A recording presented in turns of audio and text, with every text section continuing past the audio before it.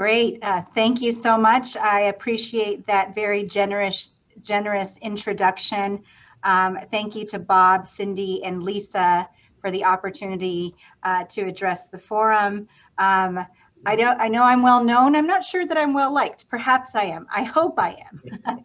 So thank you for that. And I will, later in the presentation, I will talk about space technology and Group Orion, and among a few other recent announcements. And so I'm going to go ahead and get started. I'll just jump into my presentation right now. And I'd like to tell you and share with you on behalf of the City of Albuquerque and Mayor Tim Keller, we really believe that we can capitalize on this thesis of Albuquerque being the healthiest, most resilient city in the country. Mayor Keller truly appreciates the time, again, that you have afforded me, and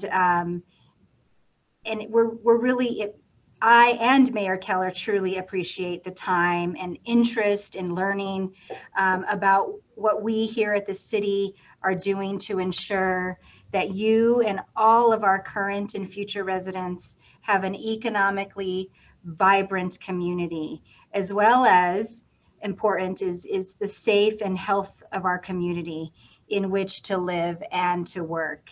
And before I get into the slide deck, I just want to provide you a general backdrop to lay the foundation for what you'll see in this presentation. It's extremely important to know that the city's programs are being deployed through a lens of equity, inclusion, and innovation. Following the clear vision of Mayor Keller, our initiatives have really been developed to fill gaps in support of Albuquerque's diverse communities, our entrepreneurs of color, local existing and aspiring small business owners, and of course, our workforce in general. And while a strategic plan has guided our efforts from the onset, COVID-19 has really magnified the importance of our mission. And the city recognizes that we are the primary life raft for many of Albuquerque's small business owners, their employees, the families, their paycheck support, and the people, you and me, who we really rely on daily for goods and services. Now, what follows are the highlights of a broad, multifaceted, and essential economic development plan that is already setting Albuquerque up for sustainable success, growth, and competitiveness. Now, you may have heard this, Lisa, and your team, so some of this is going to sound repetitive, but New Mexico has for centuries been seen as a place that truly exudes positive energy and invites good health. And as early as the 1400s, indigenous peoples and later Spanish explorers built communities around natural springs in New Mexico, believing them to be healing waters of the gods. Now, many of you are familiar with Ojo Caliente mineral springs. Back in 1868, the mineral springs was reportedly the first natural health spa in the country. But perhaps more on point today as we battle COVID-19 is this. From 1880 through 1940, thousands of people from across the United States, many from large cities in the Northeast, flocked here, not just to New Mexico, but to Albuquerque, flocking here, seeking a cure. I'm going to interrupt you for just a moment. Of course. Cecilia, we've got a band on the side of our screen over here with our faces on it, and we're not seeing all of Cynthia's slides. Can you eliminate that band or minimize it so we see all of Cynthia's slides? Hey, Rob, you can minimize it on your screen but everyone viewing should be able to see her full slides. Okay, I'll butt out and ask you back in, Cynthia. Sure, no problem. I was just about to say that, so this presentation will really show you why, it will demonstrate why Albuquerque is again the place to be for health and equitable economic opportunity. And today, as our country battles COVID-19, instead of tuberculosis, people are again moving to Albuquerque, because it is again one of the most healthful cities in the country. Now, despite the numbers that we've been hearing about increasing most recently, we're still faring better than most. Now, that's because when the pandemic hit, we acted fast. With proactive leadership to work quickly to flatten the curve, save lives, and really reduce the impact on our city. And even with the current COVID-19 surge, Albuquerque is better positioned than most other cities its size, as you'll see in the data in just a minute. Now, a significant portion of the city's COVID-19 response planning happens at our Emergency Operations Center, shown in this slide. This is where various city divisions plan for next steps related to the COVID emergency. They work hard to develop strategies for recovery, and this is where all of the data gets tracked. And here you see Mayor Keller using the Emergency Operations Center at the start of the pandemic, even before mask mandates and social distancing were known to be needed. Now, Albuquerque's EOC is recognized on the guidelines of the U.S. Department of Homeland Security, ensuring maximum operational effectiveness between all levels of government. Now for the data. Even with the fall wave of COVID-19, Albuquerque is still among the safer cities in the United States. And as far as risk is concerned, if you just look here at our numbers when compared with these other cities in our region, since March, we have been far above other cities when it comes to testing. And now these are some of the cities that we most recently in the past 3 years have really competed with for when it comes to retention or expansion of or relocation of companies. And and they're similar in population size. And so we have been tracking these cities again since the onset of COVID-19.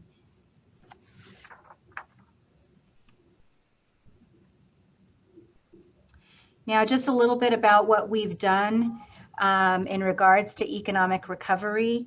Of course, this pandemic requires a twofold response, one around health and the other around the economy. We at the city believe that connectivity between the entrepreneur and small business support institutions, economic development institutions, is critical to our entire community's future success. And to implement this vision, even before COVID, we created a small business office to be a central point of entry at City Hall for Albuquerque entrepreneurs and businesses. Now that office is really designed to direct small business owners to ecosystem resources and really designed to help them navigate support within the layers of city bureaucracy. And thanks to a federal grant, my department applied for and won. We will open on December 1, the Albuquerque Minority Business Assistance Center. Now this center will be focused on medium-sized minority enterprises. And so and also those that are in high growth areas like aerospace or space technology, directed energy, software development, the Minority Business Development Center.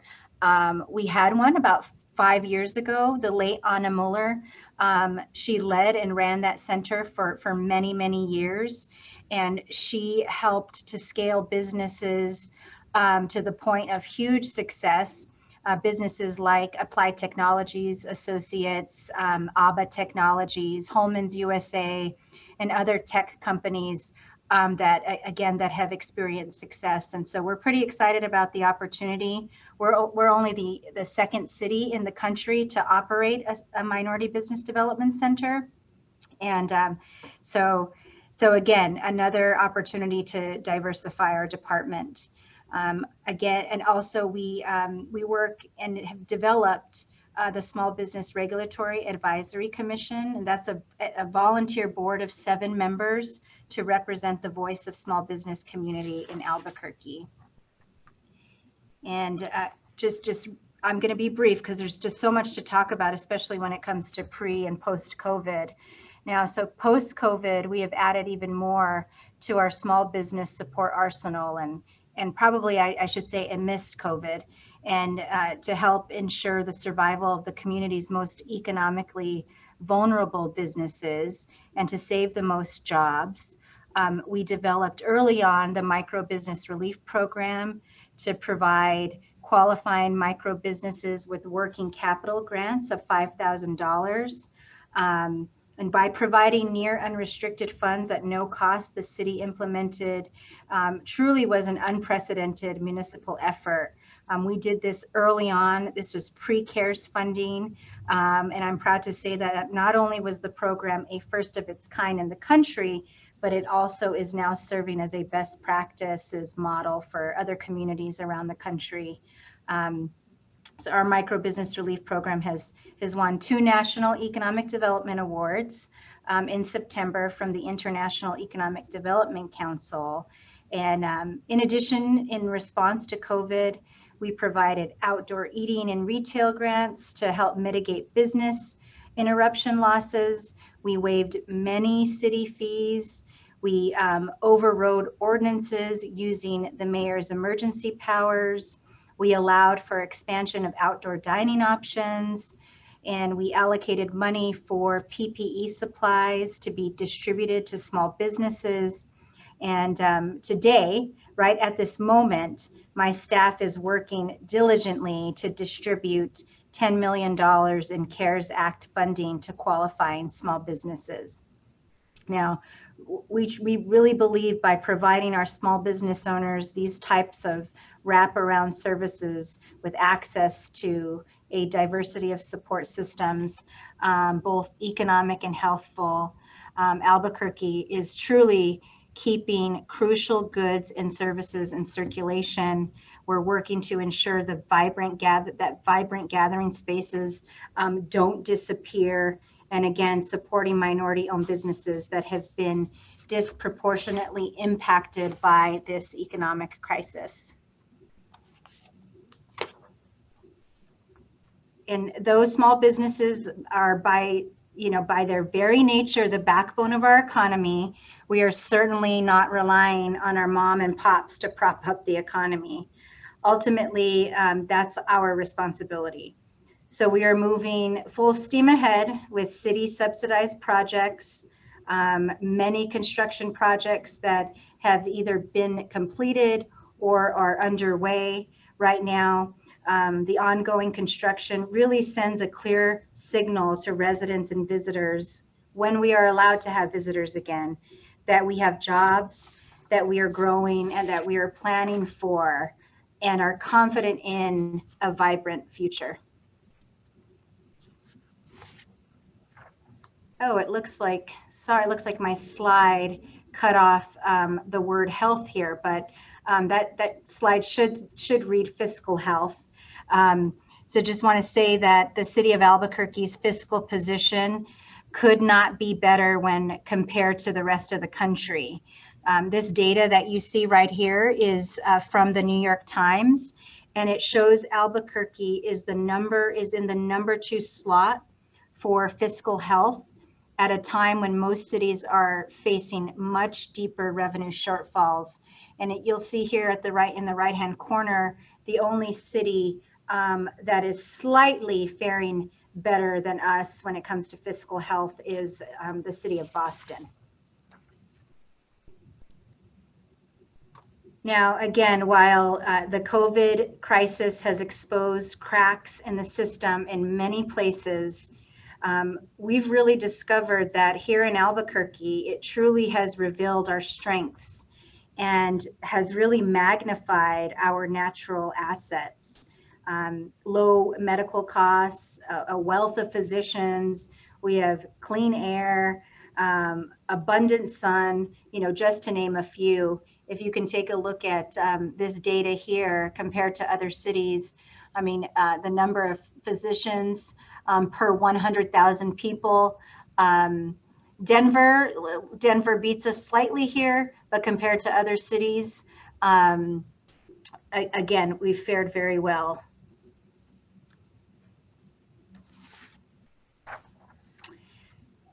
Now, when it comes to our economic development strategy, we've added a strategy to our plan, and Albuquerque really could be the corner office for the remote worker. And Albuquerque's amenities that you're seeing on these slides position our city to be the beneficiary of three major trends right now. And those major trends are urban flight, climate migration, and remote working. Now, we all know this. Albuquerque offers a well-rounded, relaxed, healthful, affordable quality of life, while still delivering big city amenities. And you can just see these data points. And if you just take a look at the low-cost data points, the number of parks, and the younger professionals that are either working remotely right now or are used to working remotely are really looking for these types of amenities in a medium-sized city. And the longer the pandemic goes on, we believe the more these types of things matter. People are going to start making decisions about where they want to be based on these lifestyle qualities. As you can see here, according to the 2020 Hire a Helper American Migration Report, Americans seem to be turning towards smaller cities when seeking out a new place to live. And so we have got to capitalize on that. It is already happening. Albuquerque has new home buyers moving to our city from expensive markets such as Southern California. We're seeing people move here from Dallas, Fort Worth, New Jersey, and you can reference that data in a story that the Albuquerque Journal published on September the 10th of this year. In fact, that same migration report found that Albuquerque ranks number 6 in the top cities for 2019 net population gain. And other cities like San Francisco, New York City, and Dallas that have been hotspots that we have wanted to be like in the past are now actually losing people. Of course, due to population, natural disasters, of course, traffic congestion, cost of living, and of course, there are other factors. People had already begun to leave large cities before the pandemic. And I just want to remind folks that this slide reflects 2019 and COVID. We really believe that COVID has accelerated that trend. So we fully expect the remainder of 2020 and 2021 to show a continuation of population gain locally. And that really gives me and the mayor a lot of confidence about where our city is heading. And, you all know this better than I do. There are no shortage of economic development strategies. And so with that in mind, our strategy for economic development is one that capitalizes on and heavily markets these areas where data shows undeniably that Albuquerque is #1. So providing a healthful community and offering unique lifestyle assets that people are prioritizing, nature, clean air, and plenty of space to breathe it, affordability, sunshine, no natural disasters. This is our focus when we talk about Albuquerque. And in the past, we've attempted to compete in areas where we have been very good, but not the best. Industry sectors where we may be in a top 5 or 10 in the country, but truly have not been #1. And now perhaps for the first time, we can prove we are a better place to live than any of these cities that I mentioned earlier. And yes, we want to be a place of world-renowned scientists, and we are, and researchers, and we are, but we also want to be a destination city for regular people, regardless of ethnicity, income, gender, or circumstances. That said, we're not throwing out efforts to attract industry in which we have world-class research and development, intellectual capital, and of course, a skilled workforce. So in the areas of film and digital media, smart city technology, space technology, bioscience, and directed energy, we are continuing to recruit economic-based companies with the support of all of our partners, such as yourself, and of course, organizations like Albuquerque Economic Development, the Partnership, the State of New Mexico.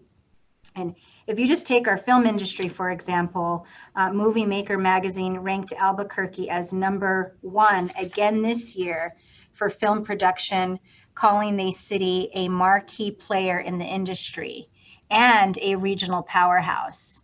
So between our low COVID-19 numbers, diverse landscape, robust film workforce, and local presence of Netflix and NBC Universal, Albuquerque's film industry is among the strongest in the country as productions prepare to start back up.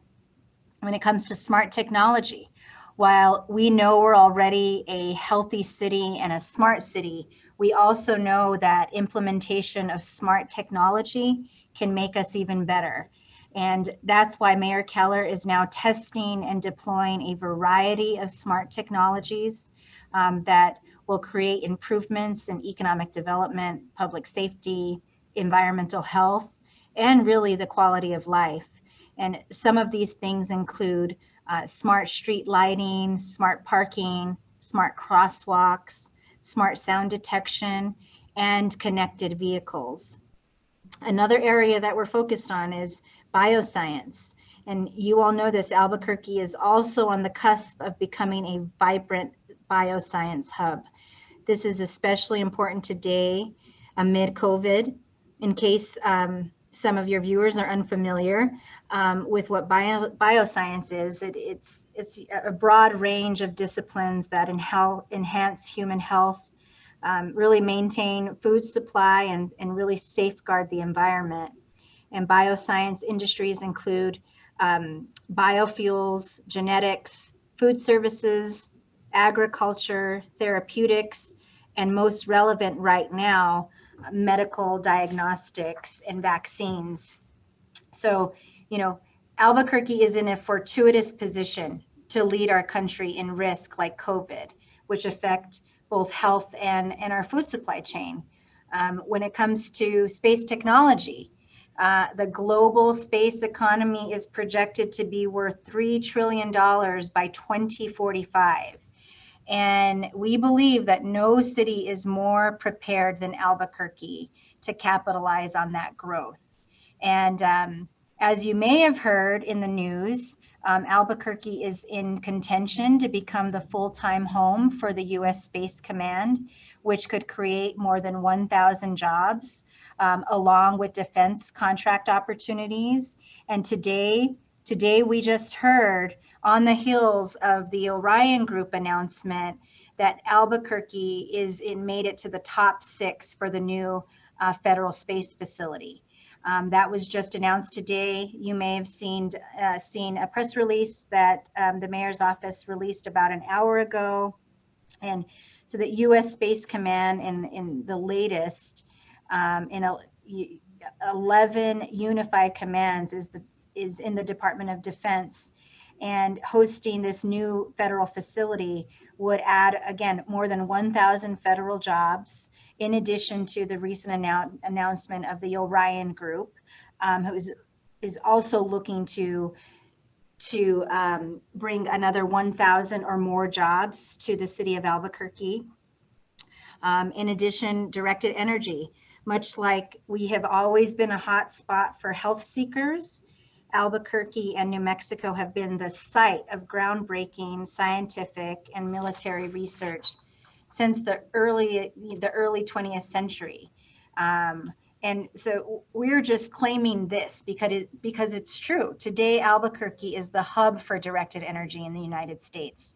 And I don't have to tell any of you this, but we are truly poised to answer the U.S. military's demand for mass production of combat-ready directed energy hardware. And of course, we have some other key industries that are that we thrive in, but these are the industries that Mayor Tim Keller's administration has decided to really focus on and place marketing dollars in, and just truly just try to scale back all the industries and try to create a marketing effort that in an area that we're strongest. And so just as we continue to want to attract economic-based companies in those high growth industries, we also want to make sure that we are on the radar of private investors. And so to attract investment, you all know this, the city established 14 opportunity zones. An opportunity zone is an economically distressed community where private investments under certain conditions may be eligible for capital gain tax incentives. And Mayor Keller and his Economic Development Department, we're strategically focused on helping interested parties discover which local opportunities may best align with their goals. We're working to make sure to bring a diversity of voices to the table. We're working hard to make sure that we leave no one behind. To market the opportunity zones, we have created a prospectus that is on our website to educate all stakeholders about the distinct personalities and advantages of each zone. We have also developed what you're seeing here on the screen, an interactive state-of-the-art online map to really help those interested parties identify and really visualize properties for development throughout our city. You can find this incentive map at abqopportunity.com. Just want to mention that using layering, the map will allow users to play with a municipality of possible development scenarios, and it will really help an investor or a developer determine incentives, qualifications, and zoning applicable to areas of interest. And so this is truly an economic development incentives map, which will help investors and developers and companies really try to figure out what incentives they may be able to take advantage of or participate in. And we tried to, you see that we've named the zones, and in transforming these zones into symbols of community pride, we're really working to improve quality of life and supporting equitable economic opportunity for our Albuquerque residents. So visit that site when you have an opportunity. It's kind of fun to layer incentives, and you really get to know what might be available in the city of Albuquerque. And so I'll talk a little bit about our challenges in crime. Of course, no city is perfect, and Albuquerque does have its challenges. Unfortunately for us, crime has been an ongoing problem. This slide, which reflects FBI crime data, shows some reduction across the board in the last few years, but for all intents and purposes, we're flat and still too high when it comes to crime. And if you're following national news, you know that all major cities right now are seeing a huge spike in crime. So if there is a positive takeaway here, it's that we're better than many cities right now because we are not seeing that spike. We also have several initiatives pending to reverse our trend, like hiring more officers, like devoting more money to youth violence prevention, like investing in tech upgrades, and building a new community safety department. And that's just to name a few. Now, despite our challenges, whether it's crime or COVID, Albuquerque has a long history as a solution-driven city of innovation and resilience. You all know this better than I do. The last several months are really no exception. Albuquerque's resourcefulness amid this pandemic has even received national attention. The San Francisco-based mobile payment company Square highlighted Albuquerque in its 2020 Rise of E-commerce report. And the study highlighted 50 cities that saw the largest increase in the number of merchants adopting an online presence after the outbreak. And Albuquerque led the pack with 8 times more merchants conducting e-commerce, beating out cities such as Portland, Seattle, Kansas City, and San Francisco. And according to Square, the report shows that the Albuquerque business and entrepreneurial community exhibits significant nimbleness and resourcefulness when forced to adapt to new solutions. Hats off to our Albuquerque entrepreneurs and Albuquerque small business owners. So as you can see, the City of Albuquerque recognizes that COVID-19 is transforming the way and the where people and companies do business.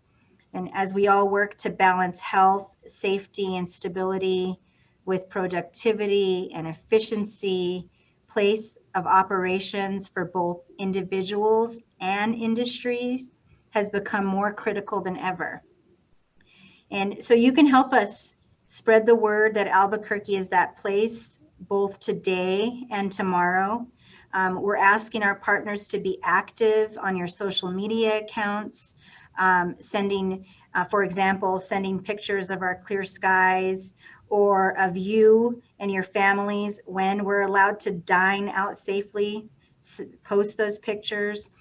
We are about to launch a marketing campaign. We have targeted 4 cities to promote Albuquerque as a destination for remote workers. And so that should be coming out in probably the next 2 weeks. So we ask that you familiarize yourself with our data. It's being updated frequently, and we'd like for you to share it. We want you to use our marketing materials, repurpose our marketing materials, update them with your information, but we want you to use our collateral. And lastly, with your help, we can all let people know that Albuquerque should be their home now and for life. And so with that, I will stop talking and stand for any questions or turn it over back to Robert.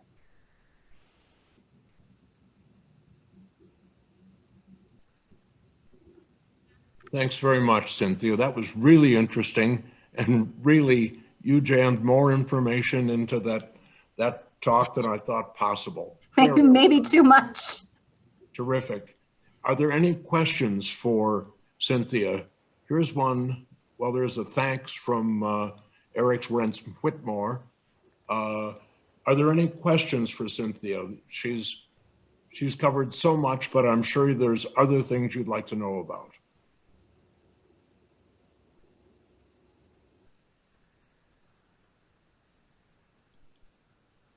Eric has a question. I can unmute him.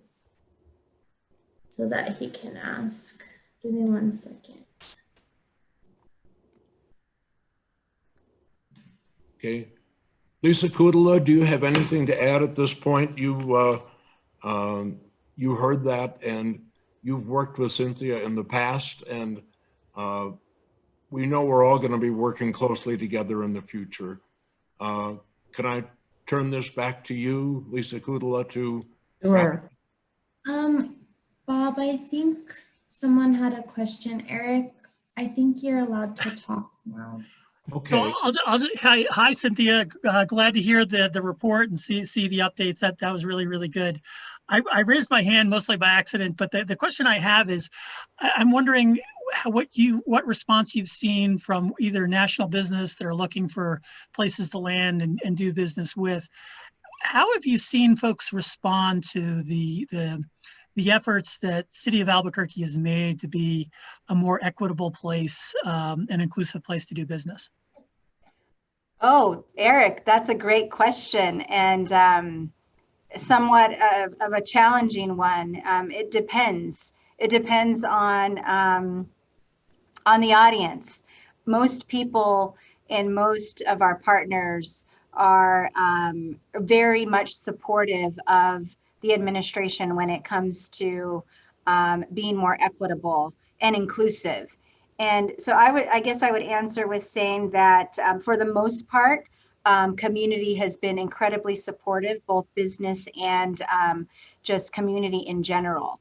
Very supportive of our efforts of placing, everything that we do through this lens of equity. And so there are some naysayers, but that's okay. We're okay with that. Hopefully I answered your question. Synthia, that was a tremendous presentation, and it's the second time I've heard it, and I learned a lot more today. So thank you. There was a question from Rich Brown, who listened to the presentation. He says, can you tell us more about how businesses can access and leverage your data? What's inside the data room? Certainly. So as I mentioned, in about 2 weeks, we're going to be launching our campaign. At that point, our slide decks, our data, all of our data will be available to all of our partners. And I have presented, I've pitched this thesis to a number of economic development partners. And so each one of those partners, all of our key stakeholders, will have access to that data, have access to our pitch decks, and have access to the marketing materials. I do not know as far as I don't know what platform it'll be made available, but it will be made available in the next 2 weeks. And so we've created this listserv of every organization that we have presented to. And so as soon as all of those materials are finalized, the data and the materials will be made available to all of our partners. Great. And then my question is, of course, if we're in economic development, we work on the grow your own strategy as well as the recruiting strategy, and where the university really can support both, but in particular, the grow your own, the spin-off companies that come from the research results and now our student entrepreneurs as well. How is the city supporting the entrepreneurial ecosystem in Albuquerque? Okay, let me see if I understand this question. Do you mean with resources or trying to make incentives available to entrepreneurs? We're always constantly, I'm always looking for feedback in ways in which to support the entrepreneurial ecosystem. In the next couple of weeks, we have a key partner that I'm not at liberty to announce, but we're going to be making an announcement that will be completely focused on supporting a very robust, the robust tech ecosystem, the entrepreneurial ecosystem. And I'm always looking for, if there are resources that maybe we've not made yet available to the entrepreneurial community, I'm always all ears. So if we're not doing enough, And we never are. So we want to do more. Whatever we can do to partner and support the programs. I'd love to hear about that, Lisa. Okay. Well, I don't want to take up all your time. Let me ask you a couple of other questions that come in. One is, are you working to increase flights to East Coast cities? This will help attract businesses to the Albuquerque metro area. Yeah, absolutely. And thanks for that question. I think that question came from Greg.